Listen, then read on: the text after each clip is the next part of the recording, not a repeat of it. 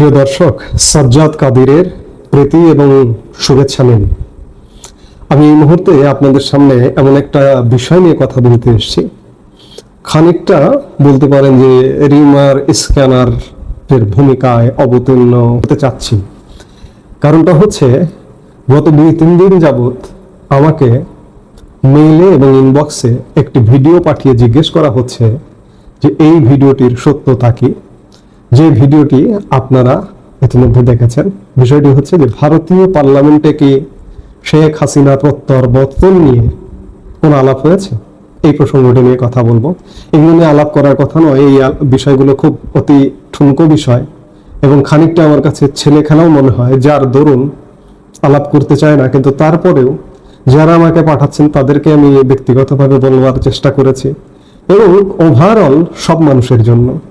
কারণ জ্ঞান বুদ্ধিতে বোঝার ক্ষেত্রে মানুষে মানুষে স্বল্পতা থাকে, বেশি থাকে। আমি সব মানুষের জন্য ওভারঅল যেটি বলবো যে এই ভিডিওটা আসলে একটি অসত্য ভিডিও এবং একটি ফেক ভিডিও। এটি একটি ক্রিয়েটেড ভিডিও। নিকট অতীতে শেখ হাসিনাকে নিয়ে এই ধরনের আলাপ ভারতীয় পার্লামেন্টে হয়নি। ভিডিওটা খেয়াল করলে দেখবেন সেখানে বলা হচ্ছে যে ডক্টর ইউনূসকে হটিয়ে শেখ হাসিনাকে প্রধানমন্ত্রী হিসেবে স্থাপন করা, বা শেখ হাসিনাই বৈধ প্রধানমন্ত্রী, আমরা মার্কিন যুক্তরাষ্ট্রের সাথে আলাপ করেছি, কিংবা আরো বলা হচ্ছে যে আমরা প্রধানমন্ত্রী নরেন্দ্র মোদীকে বলবো যে ইউনূসকে হটিয়ে শেখ হাসিনাকে বাংলাদেশের প্রধানমন্ত্রী হিসেবে স্থাপন করতে। আসলে পার্লামেন্টের বক্তব্যে এইভাবে সরাসরি সিদ্ধান্ত দিয়ে দেওয়া হয় না যে শেখ হাসিনাই বাংলাদেশের বৈধ প্রধানমন্ত্রী, কিংবা আমরা ভারতের প্রধানমন্ত্রীকে বলবো বাংলাদেশে শেখ হাসিনাকে প্রধানমন্ত্রী হিসেবে প্রতিষ্ঠিত করতে ইত্যাদি।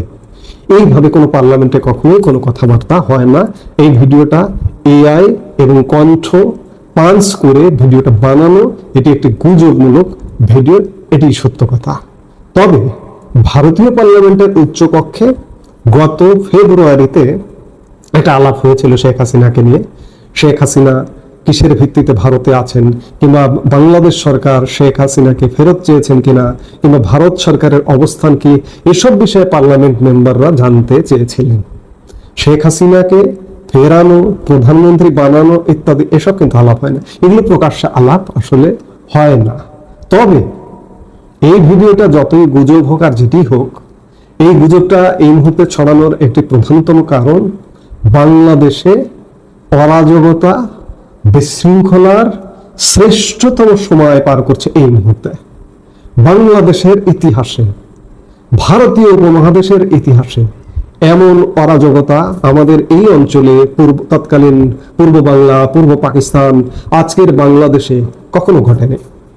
যার দরুন এখন ঘটছে, এমন বিশৃঙ্খলা ঘটছে, যার দরুন আমাদের আজকের দুনিয়ার সোশ্যাল মিডিয়ায় এই ভাইরাল যুগে ভাইরাল হবার জন্য এমন একটি ভিডিও ক্রিয়েট করে ছেড়ে দেওয়া হয়েছে এবং এটি মানুষের মনে দাগ কাটছে যে সত্যি কি শেখ হাসিনা ফিরে আসছেন।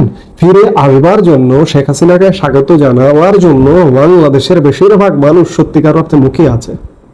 কিন্তু বলে রাখি যে এই ভিডিওটা ক্রিয়েটেড হোক, গুজব হোক, যেটি হোক, এটি ক্রিয়েটেড, এটি গুজব। এই ধরনের ঘটনা যদি সত্যিকার অর্থে ভারতীয় পার্লামেন্টে ঘটতো, তাহলে বাংলাদেশ সহ পৃথিবীর সব বাঘা বাঘা গণমাধ্যমে এতক্ষণে হেডলাইন হয়ে যেত। এবং হেডলাইন হয়ে মানে কি অবস্থায় দেখতে পারতেন এগুলো চিন্তা করতে পারেন না। কাজে পৃথিবীর কোনো জায়গায় কোনো গণমাধ্যমে এমন কোনো খবর খুঁজে পাবেন না যে শেখ হাসিনাকে ফেরানো নিয়ে, শেখ হাসিনাকে প্রধানমন্ত্রী হিসেবে ফেরানো নিয়ে ভারতীয় পার্লামেন্টে আলাপ হয়েছে, এমনটা পাবেন না। কাজে এটি গুজব। আমি যেটি বলছিলাম যে এটি হয়তো ক্রিয়েটেড, কিন্তু বাংলাদেশ এই মুহূর্তে বর্তমান অবস্থার পরিবর্তন চাইছে, শেখ হাসিনাকে তীব্রভাবে ফিল করছে। ভেতরে ভেতরে যে এমন আলাপ হচ্ছে না তা কিন্তু উড়িয়ে দিতে পারেন না।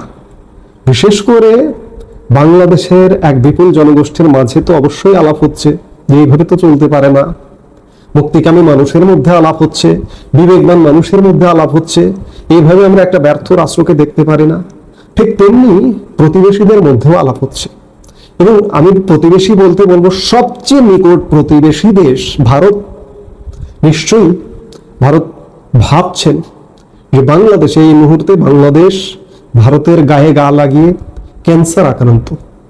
এই ক্যান্সারটি ভারতের শরীরে, আমি এর আগে এই কথাগুলো অনেকবার বলেছি, আবারও বলছি যে এই ক্যান্সারটি ভারতে বিস্তার লাভ করতে পারে। ক্যান্সার বহুমুখী ক্যান্সার, যার দরুন ভারত বাংলাদেশের এই সরকারকে নানাভাবে ইতিমধ্যে চাপ প্রয়োগ করা শুরু করেছে। সবচেয়ে বড় যে চাপগুলো শুরু হয়েছে ইতিমধ্যে, যে ব্যবসা বাণিজ্যের ক্ষেত্রে ব্যবসা বাণিজ্য সীমিত হয়ে গেছে। বাংলাদেশের পণ্য ভারতে রপ্তানি বন্ধ, স্থলবন্দর দিয়ে রপ্তানি বন্ধ মানে বাংলাদেশের পণ্য বন্ধ। বাংলাদেশের ব্যবসা বাণিজ্য, আন্তর্জাতিক বাণিজ্যের ক্ষেত্রে যে একটা ট্রান্সশিপমেন্ট সুবিধা ছিল, ট্রান্সশিপমেন্ট সুবিধাটা কি এর আগে অনেক ভিডিওতে বলেছে, আর বিস্তারিত বলবো না। সেই ট্রান্সশিপমেন্ট সুবিধাটি বাতিল করেছে। বাংলাদেশকে বাৎসরিক ভারত কমপক্ষে 4-4.5 বিলিয়ন ডলারের একটা চাপে ফেলেছে। 4-4.5 বিলিয়ন ডলার বেনিফিট হতো বাংলাদেশ, সেই চাপে কিন্তু ফেলেছে। বাংলাদেশে প্রতিনিয়ত অবৈধ বাংলাদেশি ভারতে যারা বসবাস করে, ভারত পুশব্যাক করছে। এই যে গত 3 দিনের মধ্যে, গত বৃহস্পতিবারেও বিমানে করে গুজরাট থেকে অবৈধ 250 বাংলাদেশিকে বাংলাদেশ সীমান্তে আনা হয়েছে, যাদেরকে পুশব্যাক ইতিমধ্যে করা হয়েছে বা করা হবে। এরকম পুশব্যাক অহরহ চলছে, অর্থাৎ বাংলাদেশ নিয়ে কিন্তু ট্রিটমেন্ট শুরু করে দিয়েছে ভারত, এবং আগামী দিনে আরো নানা রকম ট্রিটমেন্ট শুরু হবে। আমি বাংলাদেশকে ক্যান্সার বলেছি, ক্যান্সার বহুমুখী অর্থে। বাংলাদেশে ভারত বিদ্বেষের চাষ হয়, বাংলাদেশে এই মুহূর্তে জঙ্গিবাদেরও চাষ হচ্ছে রাষ্ট্রীয় পৃষ্ঠপোষকতায়। আপনারা ইতিমধ্যেই জানেন যে মালয়েশিয়ায় 36 জন জঙ্গি ধরা পড়েছে। গতকালকে বাংলাদেশের স্বরাষ্ট্র উপদেষ্টা বলেছেন যে বাংলাদেশে কোনো জঙ্গি নেই। তার আগে বাংলাদেশের একটা ইউনিট প্রধান, একটা ইউনিটের পুলিশ প্রধান বলেছেন যে বাংলাদেশে জঙ্গি নেই, আছে ছিনতাইকারী। এগুলো কি? এগুলো জঙ্গি পৃষ্ঠপোষকতা। আপনি যদি বলেন যে এই সরকারটি জঙ্গি পৃষ্ঠপোষকতায় নেপথ্যে জঙ্গিরা আছে, এই যে জুলাই আগস্ট সময়কালে যে আন্দোলনের নামে যেটি হয়েছিল সেটি আসলে জঙ্গিবাদের প্রভাবও ছিল। ভারত সবচেয়ে নিকট প্রতিবেশী দেশ, এগুলোকে সহ্য করবে? সহ্য করবে না। একের পর এক পদক্ষেপ নিচ্ছে ভারত। সামনের দিনগুলোতে এইভাবেই চলতে থাকতে পারে না। ভারত এটি বুঝে গেছে যে ইউনূস সরকারকে দিয়ে, ইউনূস সরকারের সাথে কোনো কূটনৈতিক সম্পর্ক হবে না, যার দরুন নানা রকম নিয়ন্ত্রণ আরোপ করছে। এবং এই নিয়ন্ত্রণ আরোপের চূড়ান্ত পদক্ষেপই হবে প্রধানমন্ত্রী শেখ হাসিনা, আওয়ামী লীগ সরকারের প্রধানমন্ত্রী শেখ হাসিনার বাংলাদেশে প্রত্যাবর্তন। সেই বিষয়ে নেপথ্যে কাজ চলছে। ভিডিও হঠাৎ করে এইভাবে ভিডিওতে বলা হয় না, এগুলো ধীরে ধীরে কাজ চলে একটা পর্যায়ে এসে ফিরবার বা বাংলাদেশে পরিস্থিতি তৈরি করবার একটা পরিস্থিতি তৈরির নেপথ্যে কাজ চলছে। এটুকুই বলবো। যে ভিডিওটা দেখেছেন সেটি আসলে গুজব। এই মুহূর্তে এ পর্যন্তই। সবাই ভালো থাকুন, সুস্থ থাকুন।